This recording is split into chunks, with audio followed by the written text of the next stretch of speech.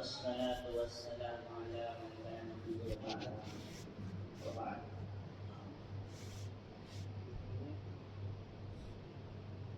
إذ قال الله يا عيسى إني متوفيك ورافعك إلي ومطهرك من الذين كفروا وجاعل الذين اتبعوك فوق الذين كفروا إلى يوم القيامة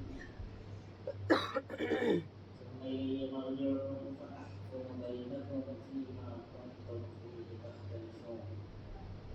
وقال جل وعلا وما قتلوه وما صلبوه ولكن شبه لهم وإن الذين اختلفوا فيه لفي شك منه ما لهم به من علم إلا اتباع الظن وما قتلوه يقينا بل رفعه الله إليه وكان الله عزيزا حكيما. بات چل رہی ہے قیامت کی علامات اور کون سی علامات پر گفتگو چل رہی تھی ہماری؟ بڑی علامات علامات کبرا کبرا، بڑی بڑی علامات، جس کی سب سے پہلی بڑی ہے مہدی علیہ السلام امام مہدی علیہ رضوان کا ظہور. ظہور، اس کے بعد دجال کا خروج، اس کے بعد عیسیٰ علیہ السلام کا نزول، اس کے بعد یاجوج یاجوج ماجوج. ماجوج اور بھی دوسری نشانیاں، نثار کیے جانے کے بھی بڑے واقعات، ایک مشرق میں مغرب میں ایک جزیرۃ العرب میں سورج کا مغرب سے طلوع ہونا، دابۃ الارض کا نکلنا، زمین سے جانور نکلے گا جو انسانوں سے بات کرے، اور ایک ہوا پہاڑ عدن سے نکلے گی جو مکہ کا علاقہ ہے، وہاں سے نکلے گی اور وہاں پر ارض محشر یعنی ملک شام کی طرف ہو جائے گی، ایک آگ نکلے گی، وہ آگ اور ایک ہوا آئے گی جس سے مومنین کی ارواح قبض ہو جائے گی، قرآن اٹھا لیا جائے گا، قرآن والے کو اٹھا لیے جائیں گے، قرآن کو اٹھا لیا جائے گا، زمین پر اللہ اللہ کہنے والا کوئی نہیں رہے گا اور کھلے عام بدکاری ہوگی اور انہیں لوگوں پر قیامت آئے گا۔ ہماری جو گفتگو چل رہی تھی حضرت مہدی سے متعلق ہو چکی تھی، تھوڑا سا اس کو دوہرا لیتے ہیں۔ حضرت امام مہدی کے عین ظہور کے وقت میں کیا حالات ہیں؟ ظلم و ستم بہت عام ہوگا، نمبر دو زلزلوں کا زلزلوں کی کثرت ہوگی، نمبر تین اختلافات بہت عام ہوں، اختلافات بہت ہوں، نمبر چار تصادیق ہوگی. ایک بادشاہ کا انتقال ہوگا، ایک حکمراں کا انتقال ہوگا، اس کی اولاد لڑے گی۔ اسی وقت امام مہدی مدینہ سے نکل کر مکہ چلے جائیں اور وہاں جا کے رکوش ہو جائیں، مقام ابراہیم اور حجر اسود کے درمیان ان کے ہاتھ پر بیٹھ ہے۔ الفتن لنعیم بن حماد کی ایک روایت میں یہ بھی ہے، لوگ بہت زمانے سے مہدی کا انتظار کر رہے ہیں، حالات ایسے خطرناک ہوں گے کہ مہدی کا شدت سے انتظار ہو، اگر بہت زمانہ گزر جائے گا مہدی آئیں گے، جہاں تک کہ لوگ یہ کہنے لگیں گے کہ مہدی نہیں آئیں گے تو آئیں گے، ہے ظلم و ستم عام ہو۔ تو وہ جو حکمراں کی اولاد لڑے گی اس کے انتقال کے وقت تو امام مہدی مدینے سے بھاگ کر مکہ چلے جائیں گے، گھر میں رکوش ہو جائیں گے، وہاں سے لوگ انہیں مجبور کریں گے باہر نکلنے پر، وہ مقام ابراہیم اور حجر اسود کے درمیان آئیں گے، وہاں ان کے ہاتھ پر بیعت ہوگی۔ پھر اس کے بعد جو ہے سفیان کا لشکر آئے گا، ان پر حملہ آور ہوگا اور اللہ اس لشکر کو بیضا مقام کے درمیان پھنسا دیں گے پھر اس میں سے صرف ایک مخبر خبر دینے والا باقی رہے گا. اس کے بعد پورا عالم کفر ٹوٹ پڑے گا حضرت امام مہدی کو ختم کرنے کے لیے. اور رومیوں سے لڑائی ہوگی, بڑی اویس جنگ ہوگی, بہت ساری شہادتیں ہوں گی. قسطنطنیہ فتح ہوگا. اسی بیچ دجال نکلے گا. دجال سب سے بڑا زمین کا فتنہ ہے. نوجوان کا نام ہے, شام کو. اس کے بعد گھبرائے ہوں گے اور قد و قامت کیسی ہوگی, رستہ قد ہوگا وہ. اور کیا کرے گا وہ, ٹیڑھے قدموں سے چلے گا. اور کیا ہوگا, دونوں آنکھیں انکار ہوں گی. ایک آنکھ سے چپٹا ہوا ہوگا اور ایک آنکھ انگور کے پھلی کی طرح باہر نکلی ہوئی ہوگی. اور ایک آنکھ سے ایک بات یاد ہے, ایک آنکھ سے وہ دیکھے گا. آج کل آپ دیکھ رہے ہیں ایک آنکھ کا سمبل بہت جگہوں پہ دکھتا ہے. روسی کمپنی پہ ڈالر پہ آپ دیکھیں گے تو ایک آنکھ, بگ باس پہ ایک آنکھ. ایک تصور دیا جا رہا ہے کہ ایک ماورائی طاقت ایک آنکھ سے دیکھ رہی ہے. یہ پورا میدان اخبار کیا جا رہا ہے. ڈالر کے اوپر آپ دیکھیں گے تو وہ ایک آنکھ بنی ہوئی ہے. اور احرام مصر کی تصویر, مصر میں جو احرام فرعونوں نے جو بنایا ہے, فرائض مصر کا بنایا ہوا احرام, اس کی تصویر. اب امریکی ڈالر پر اس کی کیا تصویر کی ضرورت ہے؟ تعجب کی بات ہے کہ نہیں, تو مصر کے اندر ہے. لیکن ظاہر سی بات ہے کہ ان سے شیطانی تعلق ہے. مصر ہے تو کیا ہوا. اب یہ بھی غور کرنے کی بات ہے کہ یہ یہود و نصارہ, یہود حضرت عیسیٰ علیہ السلام کو ماننے والے, حضرت موسیٰ علیہ السلام کو ماننے والے, نصارہ حضرت عیسیٰ علیہ السلام کو, انبیاء بنی اسرائیل کو ماننے والے. اور فرعون تو ان کا دشمن تھا, ان کے بچوں کو قتل کرتا تھا. اس کے باوجود ان کے ماننے والے آج ان کی کرنسی پر احرام مصر کا فوٹو ہے. تو یہ وہی اشارہ ہے. یہ سب غلط طریقے پر ہے. یہ موسیٰ اور عیسیٰ کے طریقے سے ہٹ کر فرعون کے طریقے پہ چل رہے ہیں. اور ان کی وہی جو ایک آنکھ بتائی جا رہی ہے, تو خیر ایک آنکھ سے دیکھ, ایک آنکھ بہت اس کا وہ چل رہا ہے. دجال ایک آنکھ سے دیکھو. اللہ کے نبی نے فرمایا دجال کھانا ہے, تمہارا رب کھانا نہیں ہے, اسی کی سمجھ جانا. کتنے دن جو زمین پہ رہے گا, 40 دن, 40 days only, صرف 40 دن رہے گا. پہلا دن ایک سال کے برابر, دوسرا دن ایک ماہ کے برابر, اور تیسرا ایک ہفتے کے, باقی ہم دنوں کے برابر. کہاں سے ظہور ہوگا, شام اور عراق کے راستے سے نکلے گا. اور اصفہان سے اپنے پورے لشکر کے ساتھ وہ نکلے گا. اصفہان کہاں پہ واقع ہے, ایران. کہیں پر حدیث میں مشرق کا لفظ آیا ہے, کہیں خراسان کا لفظ آیا ہے, کہیں اصفہان کا. تو اس میں کوئی تعارض نہیں ہے. ایران عرب کے مکہ مدینے کے اعتبار سے مشرق میں ہے. خراسان کا بھی علاقہ وہ کہلاتا ہے, اور اصفہان خاص وہ جگہ ہے اس کا نام. وہاں سے نکلے گا 70,000 یہودی ان کے ساتھ, اور ان کے اوپر ایک مخصوص قسم کی شان. وہ کیا کرے گا, وہ جائے گا اور لوگوں کو اپنی خدائی کی دعوت دے گا. جو لوگ اس کو مانیں گے ان کو ہر طرح کی راحت نعمتوں سے نوازے گا. بارش برسائے گا, کھیتیاں لہلہائی جائیں گی, جانوروں کے تھن لبریز ہو جائیں گے. ہر طرح کی سہولت, کیونکہ اس کے پاس روٹی کا ذخیرہ, پانی کا ذخیرہ, آگ کا ذخیرہ, تمام ضروریات کی زندگی اس کے کنٹرول پر. جو نہیں مانے گا اس کو مانے گا, اسے محروم کر دے گا. جس طرف جائے گا زمین کے خزانے اس کے پیچھے ایسے ہو لیں گے جیسے شہد کی مکھیاں پرانے کے پیچھے ہو لیں گے. اس کی سواری بڑی تیز ہوگی جیسے بادل جس کو ہوا ہانک رہی.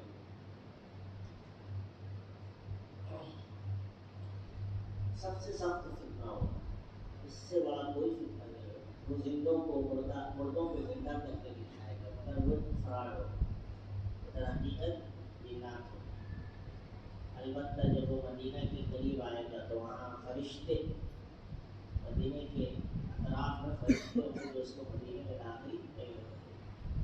اور اس وقت ایک زلزلہ آئے گا, اس کو حدیث میں یوم الخلاص کہا گیا. اس وقت سارے منافقین وہاں سے نکل کے بھاگ جائیں گے اور دجال کے ساتھ ہو جائیں گے. منافق قسم کے لوگ ہوں گے, وہ مدینے سے نکل جائیں گے, مدینہ بالکل پاک و صاف ہو جائے گا. اور اس وقت ایک بندے مومن آئے گا, وہ کہے گا کہ میں تجھے گواہی دیتا ہوں کہ تو دجال. اس کو چیرے گا, دو طرف سے جائے گا, پھر جوڑ دے گا اور پھر پوچھے گا کہ آپ کو یہ مانتا ہے کہ آپ کو مجھے یقین ہو گیا کہ دجال. اب ایک بات یہاں پر اور عرض کروں کہ دجال مدینے میں نہیں ہے, مدینے کے اطراف میں فرشتے اس کی حفاظت کر رہے ہیں. مدینے کے اطراف میں آج بھی ایک محل بنا ہوا ہے اور اس کو قصر الدجال کے نام سے جانا جاتا ہے. بہت سنسان جگہ پہ کوئی جاتا ہوتا نہیں, کہتے ہیں کہ وہ شاہی گھرانے کے کچھ لوگ آتے ہیں اور چلے جاتے ہیں. آپ کو انٹرنیٹ پر اس کے بارے میں مل جائے گا. تو وہ ایک دم سب سے الگ ہے اور اس کو دجال کے محل کے نام سے جانا جاتا ہے. یعنی مطلب ایسا لگ رہا ہے کہ جیسے وہ دجال کو ٹھہرنے کے لیے پہلے سے ہی لوگوں کی سب تو وہی دجال کے پیروکاروں کے مرید ہیں, یہودیوں کے پیچھے قدم پہ چلنے والے حکمران. تو وہ ابھی بھی بنا ہوا ہے, اسے قصر الدجال کہا جاتا ہے. ایک اور بات, جب دجال مدینے کے اطراف میں آئے گا تو وہ کہے گا, وہ سفید مسجد نبوی کو کہے گا کہ یہ سفید محل احمد کی مسجد ہے. سفید محل کیا کہے گا, احمد کی مسجد ہے. اب آپ ذرا 1400 سال پیچھے جاؤ اور بتاؤ کہ کیا یہ ممکن ہے کہ مدینے میں داخل ہوئے بغیر کوئی یہ کہہ سکے کہ یہ سفید محل احمد کی مسجد ہے؟ اس زمانے میں تو کیسے جب جائے گا دکھے گا کہاں سے؟ اور اگر مان لو کوئی ایسی چھوٹی ہوٹی پہ چڑھ بھی گیا تو مسجد نبوی محل کہاں سے؟ اس زمانے میں مسجد نبوی تو چھپر کی بنی ہوئی تھی, کھجور کے تنے تھے, اس پہ کھڑی تھی, کھجور کی چھالیں تھی. تو سوچو کہ اس حدیث سے یہ بات سمجھ میں آ رہی ہے کہ بغیر مدینے میں داخل ہوئے اس کو مسجد نبوی ایک محل کی طرح دکھ رہی ہے. آج بھی آپ جانے سیٹلائٹ سے دیکھ لو مسجد نبوی ایسی دکھتی ہے. وہ 1400 سال پہلے اللہ کے نبی علیہ السلام نے وہ بات بتا دی ہے جو آج ہو سکتی ہے, اس زمانے میں ہو بھی نہیں سکتی, تصور نہیں. خیر دجال آئے گا اور یہ سب کر کر دکھائے گا, وہاں سے جب مال کھا کے وہ دکھا کے جائے گا. مومنین جو حضرت امام مہدی کے زیر قیادت پڑھ رہے ہوں گے, دجال اور اس کے پیروکاروں نے ان کا بڑا سخت محاصرہ کیا ہوگا. آخری محاصرہ اردن کی افریق نامی گھاٹی پر ہوگا اور بہت سخت محاصرہ ہوگا. آج کل بھی دیکھ لو اہل غزہ کا کتنا سخت محاصرہ کیا گیا, ایسا لگ رہا ہے کہ اسی کے لیے ٹریننگ کی جاتی جا رہی ہے. حدیث شریف میں یہ بات فرمائی گئی ہے کہ آخری دور میں, فتنوں کے دور میں ملک شام چلے گا. شام کی سرزمین سب سے برکت والی سرزمین اور ملائکہ رحمان کے فرشتے اپنے پر ملک شام پر پھیلائے ہوئے ہیں. مطلب یہ کہ قیامت کی اتنی بڑی علامتیں ہیں, سب کے ظہور کا مرکز کہاں دکھ رہا ہے؟ شام کے. مہدی ظاہر تو وہاں ہو رہا ہے, مدینہ سے مکہ میں ظاہر ہو رہے ہیں, لیکن ان کی بھی لڑائی کہاں ہوگی؟ شام. جنگ عظیم جو ہوگی اس کا ہیڈ کوارٹر غوطہ دمشق دمسکس سیریا جو ابھی آزاد ہوا اس کی راجدھانی ہے دمشق دمسکس. اسی دمشق کے قریب غوطہ نامی جگہ جہاں پر بہت ظلم کیا گیا کچھ سالوں پہلے بے حد ظلم جب پوری سیریا خون آلود ہوئی. اتنا ظلم ہوا شاید کہ کسی پر ہوا ہو. پوری آبادی کی آبادی ختم کر دی. اس وقت ہمارے استاد حضرت مولانا رحمۃ اللہ صاحب مقبول اللہ علیہ نے فرمایا تھا کہ اللہ تعالیٰ ان کو تیار کر رہے ہیں آگے کے مراحل کے لیے. جو جتنی بڑی قربانیوں سے گزرتا ہے وہ اتنے بڑے انقلاب پر پڑتا ہے اور آرام ناز و نعمت سے گزرنے والے ہماری طرح پراٹھے اور کباب کھانے والے ان سے کوئی انقلاب نہیں آتا. انقلاب تو وہی قومیں لاتی ہیں جو مجاہدات کی ہڈیوں میں زندگی گزارتی ہے, کانٹوں میں جو کھلتا ہے, شعلوں میں جو پلتا ہے, وہ پھول ہی گلشن کی تاریخ پڑھتا ہے. حضرات صحابہ کرام رضی اللہ عنہ کی زندگی دیکھی کیسی تھی. کھانے کو نہیں, پیٹ میں پتھر بندھے ہوئے, دو کپڑے نہیں ہوتے. اکثر صحابہ کے زمانے میں ایسا تھا کہ ایک کپڑے میں ایک چادر صرف ہوتی تھی, وہی باندھ دیتا تھا. چاروں مسئلہ پوچھتے تھے. بعد میں پھر تھوڑے دور خالی ہوئی تو دو کپڑے ہو گئے.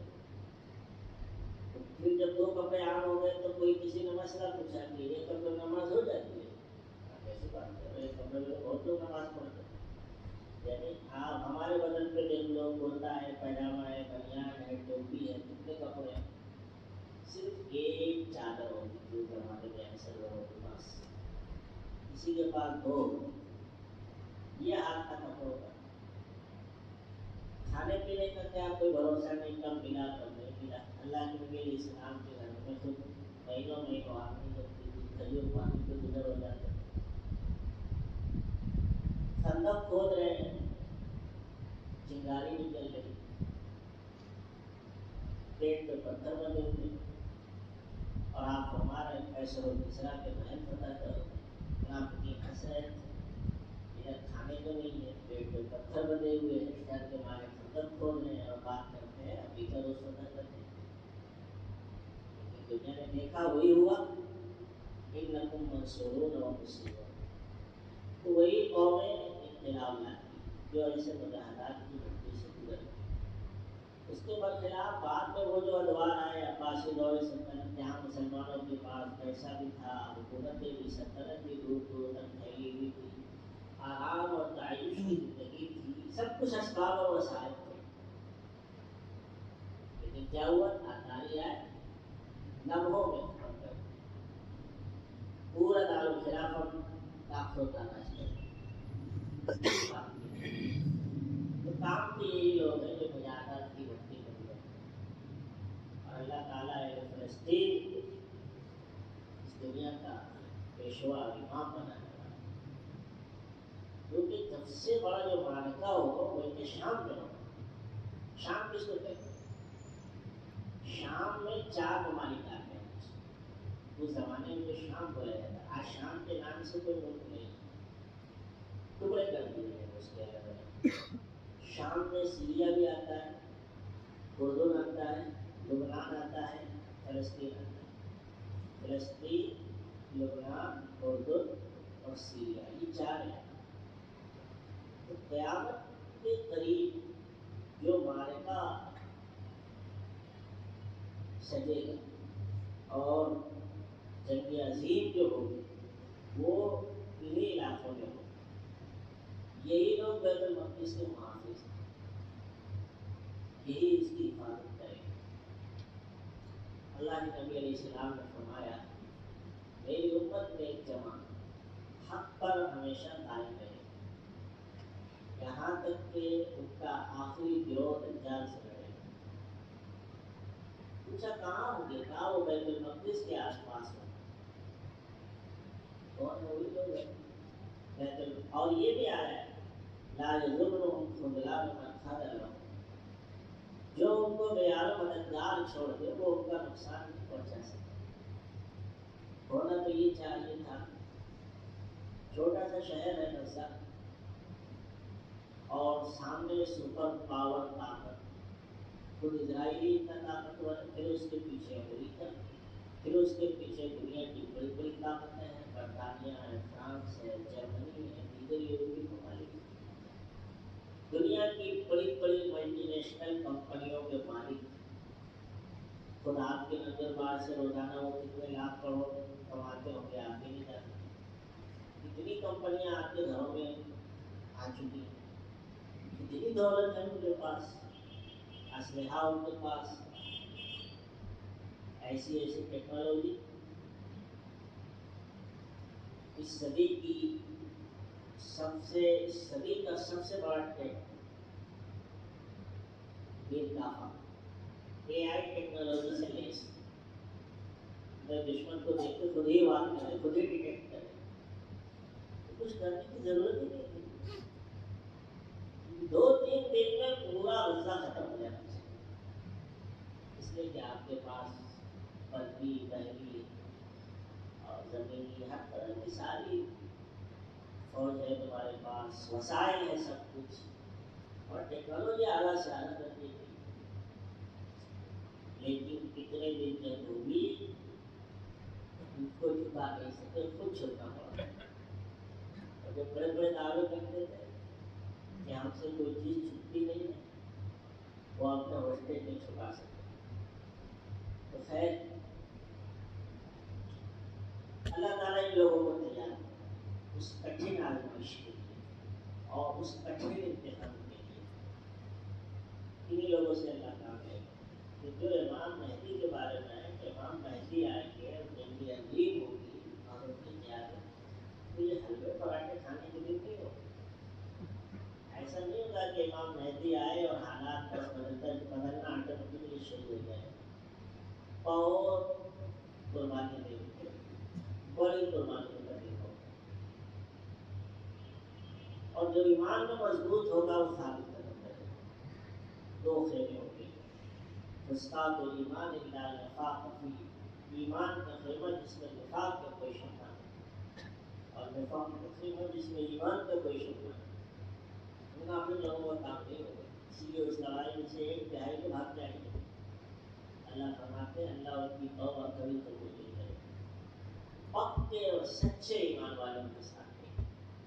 اور یہ کہاں ہوگا؟ یہ شام میں، ہاں خراسان سے کش کر جائے گا ان کی مدد کے لیے۔ اذا اقبلت الغایات السود من خراسان فاتوها، جب سیاہ جھنڈے والے خراسان سے نکل کے جائیں اس میں شامل ہو جانا، اس میں اللہ کے خلیفہ مہدی چاہے برف کی سیل پر گھس کے جانا پڑے۔ میدان بالکل حالات وہی بتا رہے، خراسان میں پورا پاکستان آتا ہے، کچھ عراق کے علاقے آتے ہیں، سندھ کے علاقے آتے ہیں، میدان سے حالات ایسے ہی بتا رہے۔ یہ لوگ امام مہدی کے ساتھی ہیں۔ خراسان سے حارث اور منصور نامی 2 شخص کھڑے ہوں گے، امام مہدی کے معاون اور مددگار، ایک مال سے مدد کرے گا، ایک افراد سے مدد کرے گا۔ تو خیر دجال آئے گا اور اس وقت کی جو آزمائش ہوگی وہ سب سے بڑی آزمائش ہوگی۔ جو نہیں مانیں گے ان کے وہ کہیں دست ہو جائیں گے، خالی ہاتھ، ان کے پاس کچھ بھی نہیں بچے گا، غذائی اسباب سب کچھ اس کے پاس ہوگا۔ بس مومنین اللہ کے ذکر اور تسبیح سے اللہ تعالیٰ ان کو تقویت دیں گے اور اسی سے وہ زندہ رہیں گے۔ اس سے بچنے کے کچھ راستے بتائے، کون لوگ بچیں گے؟ جو امام مہدی کے ساتھ لڑ رہے ہوں گے۔ نمبر 2، جو پہاڑوں میں ہوں گے، دیہاتی علاقوں میں، پہاڑوں میں اپنے بکریاں لے کے چل چکے ہوں گے، جو اس سے جتنا دور رہیں گے اور جو سورہ کہف پڑھیں گے، اللہ تعالیٰ ان کو محفوظ رکھے۔ تو خیر جب دجال آئے گا اور اس کا جو وقت پورا ہو جائے گا، اس کو ختم کرنے کے لیے اللہ تعالیٰ حضرت عیسیٰ علیہ السلام کو آسمان سے اتارا۔ ادھر دجال اور اس کی فوج میں مسلمانوں کا احاطہ، مسلمانوں کا بہت سخت حصار کیا ہوگا، سخت گھیراؤ کیا ہوگا اور لڑائی کی تیاری ہوگی کہ کل تو آر پار کی لڑائی لڑنا۔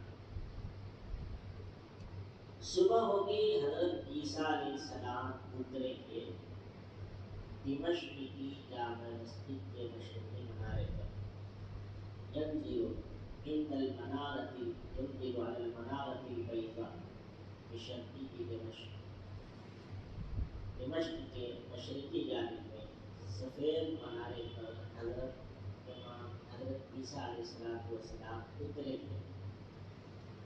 حضرت عیسیٰ علیہ السلام انبیاء بنی اسرائیل میں سے ہیں، بغیر باپ کے پیدا ہوئے۔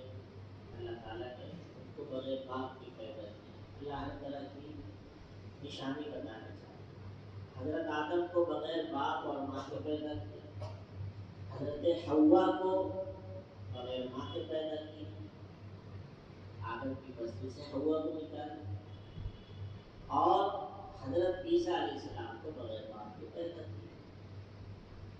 اب عیسائی جو ہے حضرت عیسیٰ علیہ السلام کو خدا ماننے لگے، جو ماننے لگے کہ دیکھو بغیر باپ کے پیدا ہوئے تو وہ خدا کے بیٹے ہو۔ تو اللہ نے کہا کہ اس میں ان کا مسئلہ عیسیٰ عند اللہ کا مسئلہ یاد ہو۔ عیسیٰ علیہ السلام کی مثال اللہ نے آدم کی طرح خلقہ من تراب، مٹی سے پیدا کیا، پھر کہا کن ہو جاؤ تو ہو گئے۔ تو عیسیٰ علیہ السلام تو بغیر باپ کی صرف ماں تو تھی ان کی، آدم علیہ السلام کی تو ماں بھی نہیں تھی۔ جب آدم علیہ السلام خدا نہیں ہوئے تو عیسیٰ علیہ السلام کہاں سے خدا ہو گئے؟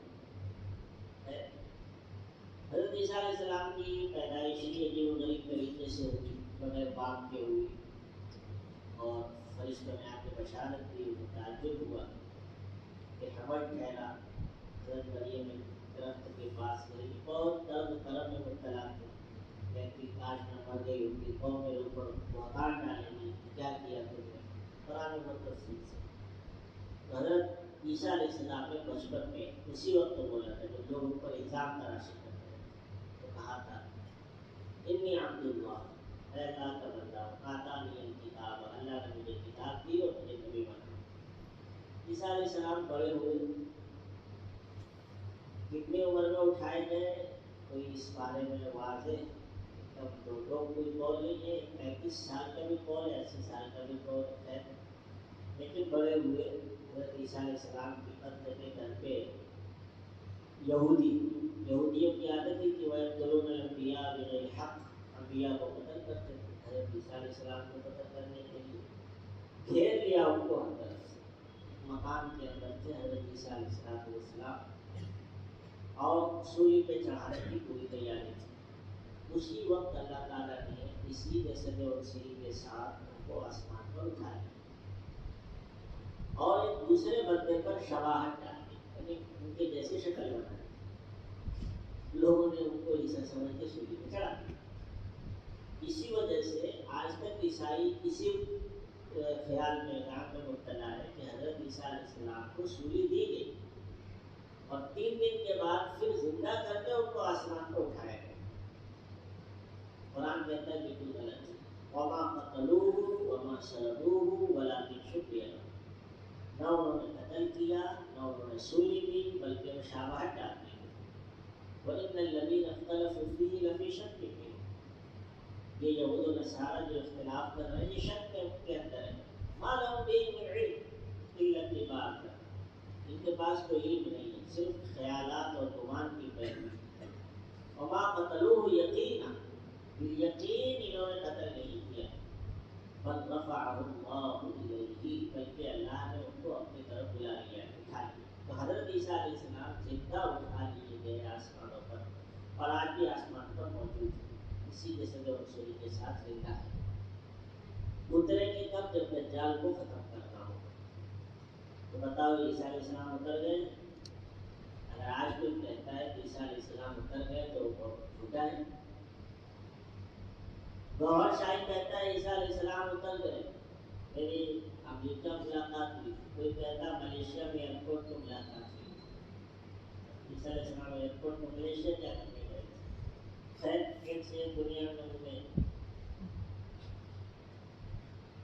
حضرت عیسیٰ علیہ السلام اتریں گے دمشق کی جامع مسجد کے مشرقی منارے پر 2 فرشتوں کے کندھوں پر ہاتھ رکھ کر ان کے اوپر ہلکی پیلے کلر کی چادر ہو.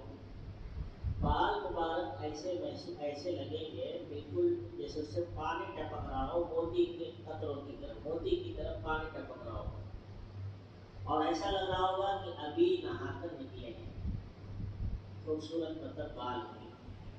اور وہاں وہ اتریں گے، پھر ان کو نچلایا جائے گا اور فجر کی نماز کا وقت ہو رہا ہوگا.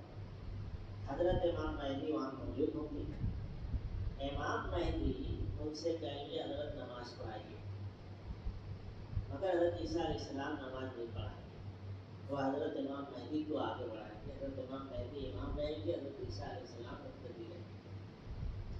حدیث میں فرمایا کہ یہ اس امت کے لیے بڑے اعزاز کی بات ہے. امتی کے پیچھے نبی نماز پڑھ رہا ہے. دیکھو حضرت عیسیٰ علیہ السلام کی نبوت سلب نہیں ہوگی، نبی رہیں گے، نبی کی حیثیت سے نہیں آئیں گے. دونوں فرق ہے. نبوت چھین لینا یہ تو بہت بڑی یعنی ایک سے توہین ہو گئی، سزا ہو گئی. کوئی آپ کو اعزاز دے اور وہ چھین کے ڈگری دے اور ڈگری لے لے واپس، تو یہ تو توہین ہو گئی. نبوت رہے گی بات ہے، مگر نبی کی حیثیت سے نہیں آئیں گے. جیسے ایک کالج کا پرنسپل دوسرے کالج میں جائے تو اس کا مطلب یہ نہیں کہ اس کا عہدہ ختم ہو گیا، وہ عہدے پہ باقی ہے، مگر اس کالج میں وہ پرنسپل نہیں.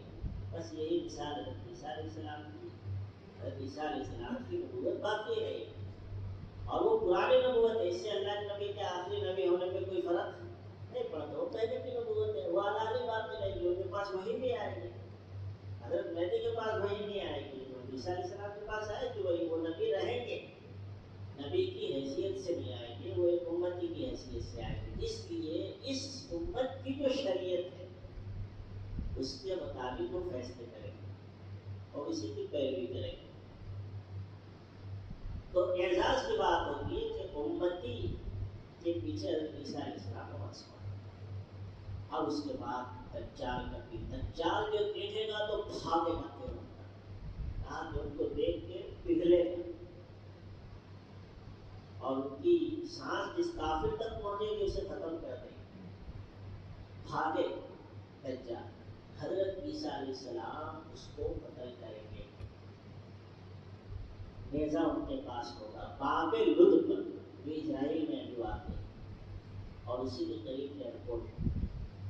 اس سے سمجھ میں آ رہا ہے کہ وہاں سے اس کی فلائٹ ہوگی، پرائیویٹ جیٹ ہوگا، وہاں سے امریکہ جانے کی، فلوریڈا جانے کی تیاری ہوگی. اس سے پہلے کام تمام ہو جائے.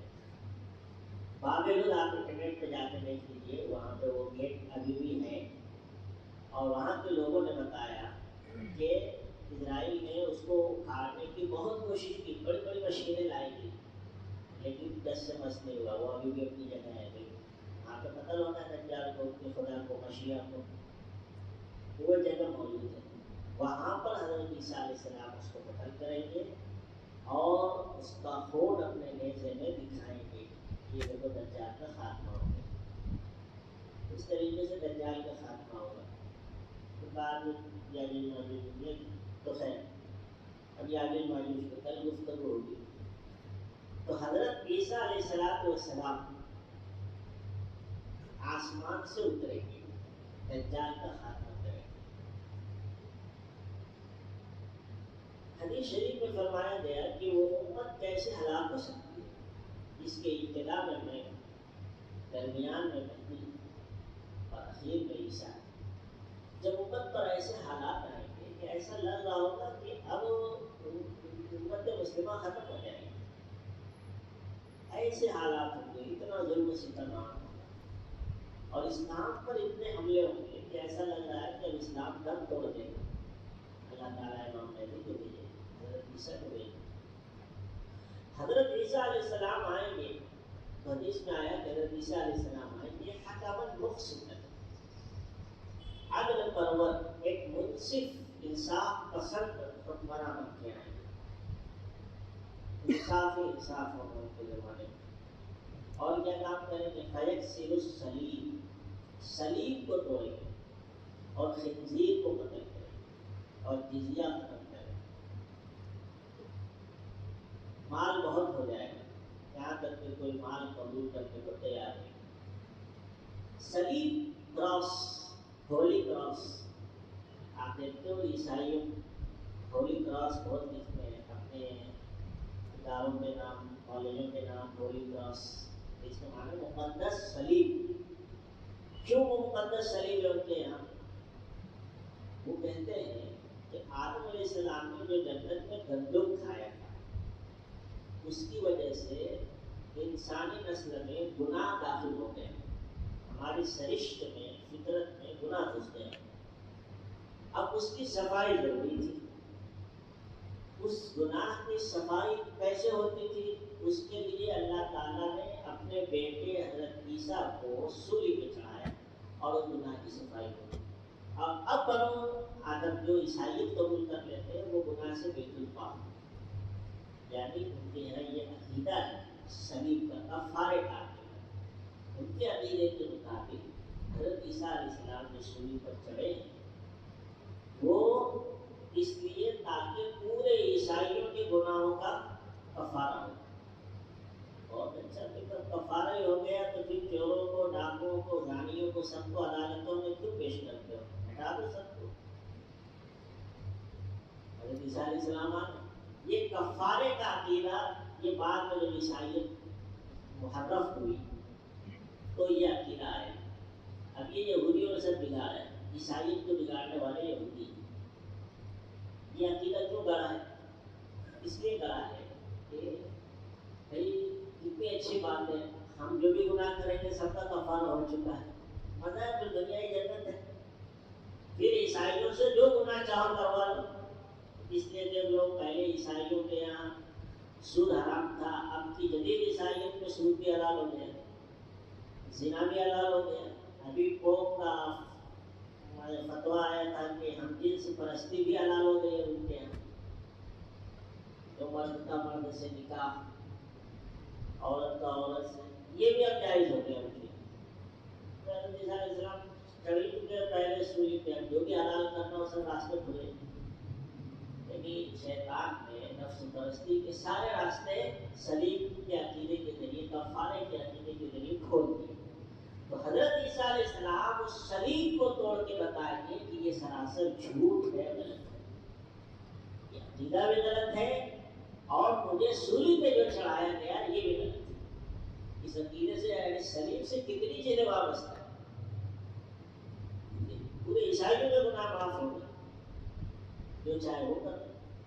حضرت عیسیٰ علیہ السلام کہیں گے کہ تمہاری جو عیسائیت ہے وہ غلط ہے، غلط ہے، بالکل گمراہی والی عیسائیت، یہ وہ عیسائیت نہیں جو میں لے کر آیا۔ فیکسر الصلیب، اس لیے وہ صلیب کو، عیسائی صلیب کی نشانی ہے، اس کو کیا کریں؟ کراس کو توڑیں اور خنزیر کو قتل کریں گے۔ جو صلیب کو توڑیں گے مطلب یہ کہ عقل کے اعتبار سے بھی آپ سوچو تو کتنی بے تکی بات ہے کہ جرم کرے گا کوئی، سزا بھوگے کوئی، اور سزا بھی کس کو؟ جس کو خدا کا بیٹا کہہ رہے ہیں، جس کی عبادت کر رہا ہے، جس سے سوال کر رہا ہے، اس کو مجرم بنا کر کٹہرے میں کھڑا کر رہا ہے۔ سوچنے کی بات ہے، آپ کا جرم، آپ کا بیٹا اگر مجرم بھی ہوگا تو آپ بچانے کی ہر ممکن کوشش کریں گے کہ آپ اپنی پوری دولت داؤ پہ لگا دیں گے، نہیں بھائی میرے بیٹے کو سزا مت دو، یہ پیسے لے لو۔ اور اللہ تعالیٰ دوسروں کے جرم میں اپنے بیٹے کو سولی پہ چڑھا دے گا، یہ کوئی بات سنی؟ تو مطلب حضرت عیسیٰ علیہ السلام کی کوئی وقت ہی نہیں، سولی پہ چڑھانا تو عیسیٰ علیہ السلام کو چڑھایا تھا، کون سی بات ہوئی؟ اور حضرت عیسیٰ علیہ السلام سولی پہ چڑھے تو گناہ عیسائیوں کا معاف ہو گئے، تو بات ان کی کون سی بات؟ مطلب یہ بالکل عقل میں بھی سمجھا جائے تو بے تکی بات ہے، کفارے کا عقیدہ عیسائی کے، مگر یہ چل رہا ہے۔ تو حضرت عیسیٰ علیہ السلام اس صلیب کو توڑ کر بتائیں گے کہ یہ پوری عیسائیت جو آج دنیا میں لائیں گے یہ غلط طریقے پر حقیقی عیسائی جو حضرت عیسیٰ علیہ السلام لائے تھے یہ وہ نہیں. اور عیسائیوں نے خنزیر کھانا بھی شروع کر دیا ہے. بہت دیکھ لو آپ یورپ میں جاؤ تو باقاعدہ فارم ہوتے ہیں, وہاں پہ تم گوشت لینا جاؤ تو تحقیق کرنی پڑتی ہے وہ کس کا ہے. تو وہ بتائیں گے کہ تمہارا عقیدہ بھی غلط ہے اور تمہارا عمل بھی غلط ہے, تمہارے عادات بھی غلط ہیں, تمہاری عبادات بھی غلط ہیں. خنزیر کو قتل کریں اور جزیہ ختم کریں جب کوئی لشکر کسی کافر قوم پر حملہ آور ہوتا ہے تو ان کو کہا جاتا ہے یا تو اسلام قبول کر لو یا اسلامی نظام کے تحت رہنا قبول کر لو. اسلامی نظام ہوگا تمہیں جزیہ دینا پڑے گا, اور اگر دونوں پہ راضی نہیں ہو تو پھر لڑو. تو اس وقت یہ آپشن ختم کر دیا جائے گا, یا تو لڑو یا پھر جو ہے اسلام قبول کرو. مال کی فراوانی ہوگی, وَيَفِيضُ الْمَالُ حَتَّى لَا يَقْبَلَهَا أَحَدٌ, یہاں تک کہ کوئی اسے قبول نہیں کرے گا. بہت مال اللہ دیتے, بڑی برکتیں ملیں, بڑی قربانیوں کے بعد یہ برکتیں ملیں گی مسلمانوں کو. تو خیر وہ زمانہ بڑی آزمائش کا ہوگا اور اس کے بعد پھر بڑی برکتیں بھی ملیں گی اور بڑے بابرکت لوگ ہوں گے وہ جو حضرت عیسیٰ علیہ السلام کے ساتھ ہوں گے. اب ایک بات یہ بھی دیکھی کہ اللہ تعالیٰ نے حضرت عیسیٰ علیہ السلام کی کا انتخاب کیا. بہت سارے اس کے پیچھے حکمتیں ہیں. حضرت عیسیٰ علیہ السلام کو لوگوں نے خدا بنا دیا. اللہ تعالیٰ بتانا چاہتے ہیں کہ خدا نہیں ہے, دیکھو زمین پر آ رہے ہیں, زمین پر ان کا انتقال ہوگا. اور حضرت عیسیٰ علیہ السلام کو لوگوں نے خدا بنایا. اور خدا نہیں ہے بلکہ وہ تو محمد الرسول اللہ کی امتی ہے, وہ خدا کہاں سے کہتے ہیں, نبی بھی ہے اور امتی بھی ہے. اور سب سے بڑی بات یہ ہے کہ اس وقت دنیا میں آپ دیکھو تو سب سے زیادہ کون سے قوم, سب سے بڑی تعداد. تو کون سے مناسب, کون سے نبی کا آنا ہے, عیسائی سے. اللہ تعالیٰ حضرت عیسیٰ علیہ السلام کو اتاریں گے اور پوری دنیا کی اکثریت کو سمجھ میں آ جائے گا کہ ہاں بھائی یہ عیسائیت جس کی نسبت لوگ وہ غلط طریقے پر. اور آج بھی جو عیسائیت کا صحیح سے مطالعہ کرتے ہیں وہ خود کہتے ہیں کہ یہ عیسائیت محرف ہے, اور کئی ایسے پادری ہیں جو مشرف اسلام ہیں. آج بھی بائبل کے اندر بہت ساری ایسی چیزیں موجود ہیں جس سے ان کو صحیح راستہ مل جائے. ایک مرتبہ ایک بلال نامی صاحب آئے تھے, تو پہلے پادری تھے, ان کا خاندان پورا پادری, مشرف اسلام ہے. عیسائیوں نے بہت دباؤ ڈالا انہیں واپس لانے کے لیے, کیونکہ بڑے اونچے پد پر تھے. بعض ملکوں کے صدور نے بھی کہا تو واپس آ جاؤ, اور چالش بھی دیا, دھمکی بھی دی, لیکن وہ سچے دل سے اسلام قبول کیا. سب کچھ انہوں نے چھوڑ دیا اور بڑے قسمتوں سے زندگی گزار رہے. وہ کہہ رہے تھے کہ مجھے ایک مرتبہ مناظرے کے لیے تقریباً 100 عیسائی پادری تھے, انہوں نے بلایا, اور اکیلا میں تھا. چلو مناظرہ کرو, مسلمان ہو گئے. سب نے جو بولنا تھا اسلام کے خلاف بولا, سب کچھ بولا. پھر میں نے کہا بھائی چلو کھڑے ہو جاؤ, بائبل کی فلاں آیت پڑھو, تم بائبل کی فلاں آیت پڑھو, تم بائبل کی فلاں آیت پڑھو. تو سب ہکا بکا رہتے. اس میں ابھی بھی چیزیں موجود ہیں ہدایت کے لیے, کافی چیزیں ہیں, اور جو پڑھتے ہیں وہ حق کا راستہ پا جاتے ہیں. اللہ تعالیٰ حضرت عیسیٰ علیہ السلام کو اٹھا کر دنیا کی اس بڑی قوم کو بتائیں گے کہ تم جس طریقے پہ چل رہے ہو غلط ہے. لہٰذا عیسائی توبہ کریں گے, ایمان میں داخل ہوں. خیر یہ بات ہو گئی نزول عیسیٰ کی. اب جیسے میں نے پہلے کہا تھا کہ جھوٹے مہدی آئے, تو وہی جو جھوٹے پہلے مہدی بنے تھے بعد میں وہ عیسیٰ بنے. ہونا تو چاہیے کہ دونوں الگ ہو, کیونکہ مہدی الگ ہے, عیسیٰ الگ ہے. مہدی ایک امتی ہے, عیسیٰ علیہ السلام نبی ہے. مہدی پیدا ہوں گے, عیسیٰ علیہ السلام پیدا ہو چکے ہیں. مہدی تو پیدا ہوں گے, عیسیٰ علیہ السلام آسمان سے اتریں گے. مہدی دجال کو ختم نہیں کریں گے, عیسیٰ علیہ السلام دجال کو. بالکل دو چار کی طرح بات ہے کہ مہدی الگ ہے اور عیسیٰ. مگر جتنے لوگوں نے اپنی دکانیں کھولی ہیں, غلام احمد قادیانی ہو, شکیل حنیف ہو, رستم قدیم, انہوں نے پہلے مہدی ہونے کا دعویٰ کیا, بعد میں انہوں نے خود کو ہی عیسیٰ قرار دیا تاکہ ہمارا جو ہے کاروبار چلتا رہے اور ہمارے کسٹمر کہیں اور نہ جائیں۔ اب جب خود کو عیسیٰ بنایا تو خود تو آسمان سے اترے نہیں، تو عیسیٰ علیہ السلام تو آسمان سے اتریں گے، دمشق کی جامع مسجد میں اتریں گے اور وہاں اتریں گے سب۔ یہ ایک ایسی نشانی ہے کہ کوئی جھوٹا آدمی اس کو ثابت کر ہی نہیں سکتا، لہٰذا سب کی کوشش یہ بتانے کی رہی کہ عیسیٰ علیہ السلام کا انتقال ہو گیا۔ تو غلام احمد قادیانی ملعون نے بھی یہی کہا کہ حضرت عیسیٰ علیہ السلام کا انتقال ہو گیا اور ان کی کشمیر میں قبر ہے، اور اسی کو معلوم ہے کشمیر میں ان کی قبر ہے۔ اور وہ جو عیسیٰ کی بات ہے حدیث میں کہ آخری دور میں آئیں گے، وہ میں اس طریقے سے غلام احمد قادیانی نے اپنے کو مسیح موعود کہا۔ مسیح موعود یعنی وہ عیسیٰ جن کے آنے کا وعدہ کیا۔ تو حضرت عیسیٰ علیہ السلام کو کہا کہ ان کا تو انتقال ہو گیا، جبکہ قرآن میں صاف ہے بل رفعہ اللہ الیہ۔ لوگوں نے ان کے مارنے کی کوشش کی تھی لیکن اللہ نے ان کو بچایا۔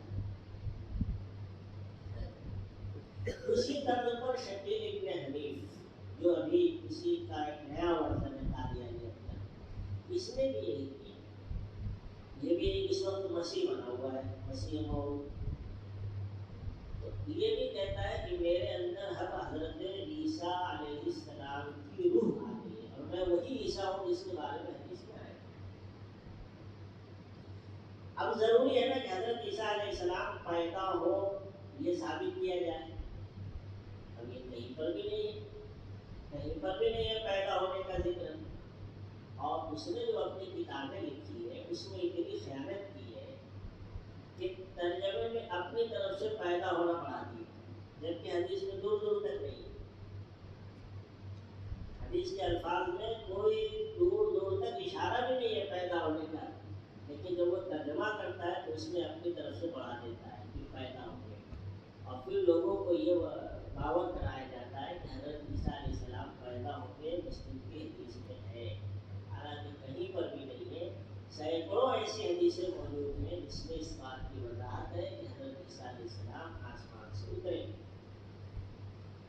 حضرت مفتی شفیع صاحب، حضرت اس سے پہلے علامہ کشمیری رحمۃ اللہ علیہ نے باقاعدہ اسی اتنی حدیثوں کو جمع کیا ہے اور 100 کے قریب ایسی حدیثیں جمع کی ہیں جس میں حضرت عیسیٰ علیہ السلام کے اترنے کا ذکر ہے۔ حضرت عیسیٰ علیہ السلام آسمان سے اترے گے۔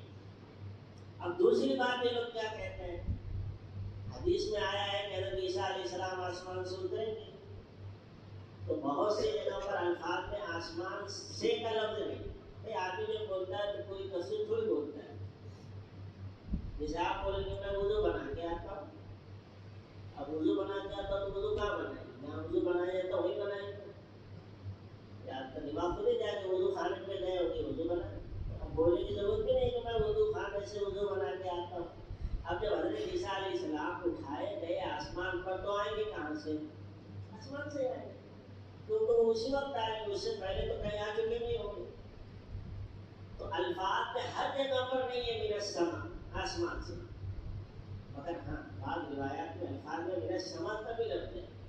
الاسماء والصفات البیہقی، امام بیہقی کی کتاب، اس کے اندر الفاظ ہیں اس میں آسمان سے اترنے کا بھی ذکر ہے۔ تو یہ اپنے ماننے والوں کو یہ کہتا ہے کہ حضرت عیسیٰ علیہ السلام کے آسمان سے اترنے کا کوئی ذکر حدیث میں نہیں ہے، اتریں گے، یہ ان کی نشانی۔ تو میں بھی اترا ہوں کیسے؟ فلائٹ سے اترا ہوں، تو سیڑھی سے اترا ہوں، تو پہاڑ سے اترا ہوں، تو پھر اتنا تو ہر آدمی اترتا ہے نا، پھر تو ہی کیوں عیسیٰ بنے گا؟ ہر آدمی اس میں سے عیسیٰ بن سکتا ہے۔ اور ابھی تو جو ایسٹرونٹ آئے ہیں انٹرنیشنل اسپیس اسٹیشن سے، وہ تو سب سے اوپر سے اترے ہوئے ہیں، وہ تو کبھی خواب بھی نہیں رکھ سکتا وہاں سے اترنے کا، وہ خود سے زیادہ حقدار ہے۔ تو یہ مطلب ایسے مطلب ایک کی بات ہے کہ اگر یہی مطلب ہے سیڑھی سے اترنا، لفٹ سے اترنا، ہوائی جہاز سے اترنا، گاڑی سے اترنا، یہ کوئی علامت ہے؟ اس سے کوئی پہچان میں آئے گا؟ بھائی یہ پیسہ لے جاؤ، بازار میں ایک آدمی جو ہے پینٹ شرٹ پہ ہوگا اس کو دے دیں، اس کی پہچان کیا ہے؟ ایک آدمی ہوگا بازار میں पैंट शर्ट पे होगा उसको ये पैसा पहुंचा, तो आप समझ जाएंगे कौन से आदमी पहुंचाएगा। पूरी बात पैंट शर्ट पर है। निशानी तो वो बताएंगे ना जो खास उसके अंदर हो, किसी और के अंदर ना हो। तो अगर अल्लाह नबी की मंशा ये होगी कि वो कहीं से भी उतरेंगे तो कहीं से तो हर आदमी उतरता है। अभी आप जाएंगे सीढ़ी से उतरेंगे तो फिर निशानी कहाँ हुई, ईसा अलैहिस्सलाम कैसे पहचाने जाएंगे? जाहिर सी बात है कि वो आसमान से उतरेंगे, ये ऐसी निशानी है कि कोई इस पर दूसरा मुताबिक नहीं होता। वो भी कैसे उतरेंगे? फरिश्तों के सहारे उतरेंगे, उनके कंधों पे हाथ रख के उतरेंगे, लोग देखेंगे उतर रहे हैं और उनके बाल मुबारक से मोती की तरह पानी टपक रहे हैं। इतनी वाज़ेह निशानी है, इसमें कोई इल्तिबास नहीं होगा। तो खैर ये सब बातें हैं और ये लोग जो है इस तरह की तावीलात करके लोगों को गुमराह करते हैं। तो हमें ज़रूरत इस बात की है कि हम इन निशानियों को अच्छी तरीके से याद करें और लोगों को बताएं ताकि कोई इनके दामे खड़े में मुब्तला न हो। कोई सवाल है इस मुद्दा में?